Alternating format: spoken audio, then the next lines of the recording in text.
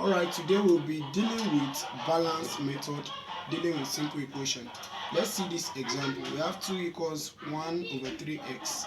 How are you going to do it with balance method? If you want to deal with balance method, you have to make use of what we call the diagram. And the diagram, for instance, that we have to, this is left hand side, this one is right hand side. So I will have my diagram. Let me have my balance spring, like you know the way the spring balance used to be. When balance, they have to be equal for it not to fall. So when you have this, you have 2 here, you put your 2, you have 1 over 3 x here. So the thing is, once you've done this one, the next step will now be, you look at it, because what we are looking for is x. Excuse me. So what you have is x. Then what can you do to eliminate this x? That's by multiplying each of the side by what? By 3. So you now say you have multiply both side by 3. So you now have another diagram showing your multiplication.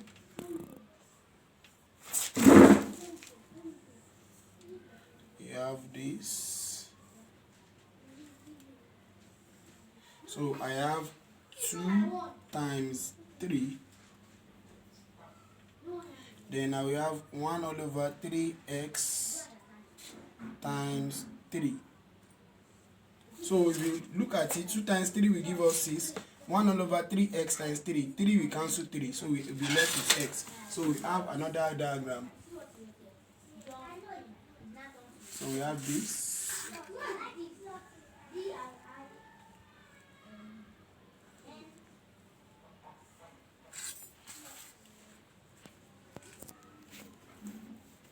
So this will give us 6, because 2 times 3 equals to 6. Then 1 over 3x times 3. 3 cancel 3, like I said.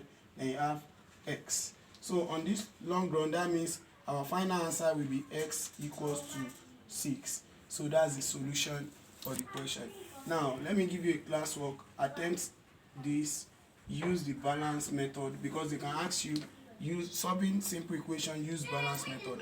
How do you solve it? So you can solve this question.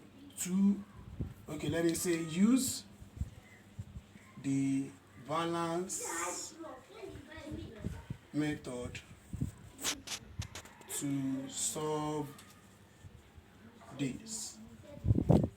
So we have A, we have 2x plus 4 equals 8. Then B, let's have 6x equals 12.